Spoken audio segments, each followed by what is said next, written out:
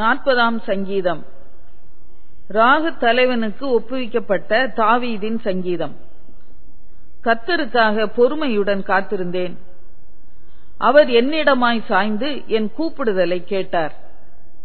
பயங்கரமான குழியிலும் உளையான சேற்றிலும் இருந்து என்னை தூக்கி எடுத்து என் கால்களை கன்மலையின் மேல் நிறுத்தி என் அடிகளை உறுதிப்படுத்தி நமது தேவனை துதிக்கும் புது பாட்டை அவர் என் வாயிலே கொடுத்தார்.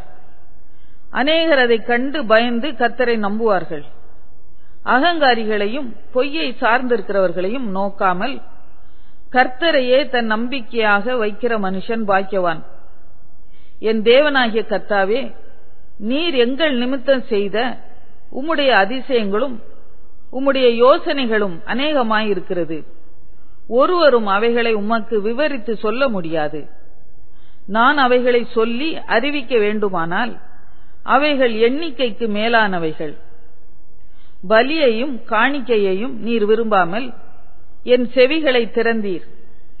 சர்வாங்க தகன பலியையும் பாவ நிவாரண பலியையும் நீர் கேட்கவில்லை. அப்பொழுது நான், இதோ வருகிறேன், புத்தக சுருளில் என்னை குறித்து எழுதியிருக்கிறது. என் தேவனே, உமக்கு பிரியமானதை செய்ய விரும்புகிறேன். உமது நியாய பிரமாணம் என் உள்ளத்திற்குள் இருக்கிறது என்று சொன்னேன். மகா சபையிலே நீதியை பிரசங்கித்தேன்.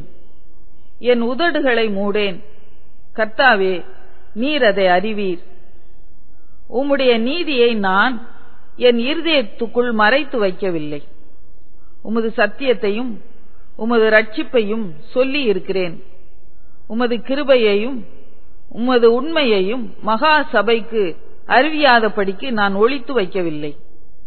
கர்த்தாவே, நீர் உம்முடைய இரக்கங்களை எனக்கு கிடையாமற் போக பண்ணாதேயும். உமது கிருபையையும் உமது உண்மையையும் எப்பொழுதும் என்னை காக்க கடவது. எண்ணிக்கைக்கு அடங்காத தீமைகள் என்னை சூழ்ந்து கொண்டது. என் அக்கிரமங்கள் என்னை தொடர்ந்து பிடித்தது. நான் நிமிர்ந்து பார்க்க கூடாது இருக்கிறது. அவைகள் என் தலை மயிரிலும் அதிகமாய் இருக்கிறது. என் இருதயம் சோர்ந்து போகிறது. கர்த்தாவே, என்னை விடுவித்தருளும். கர்த்தாவே, எனக்கு சகாயம் பண்ண தீவிரியும். என் பிராணனை அழிக்க தேடுகிறவர்கள் ஏகமாய் வெட்கி நாணி எனக்கு தீங்கு செய்ய விரும்புகிறவர்கள் பின்னிட்டு லட்சிய அடைவார்களாக.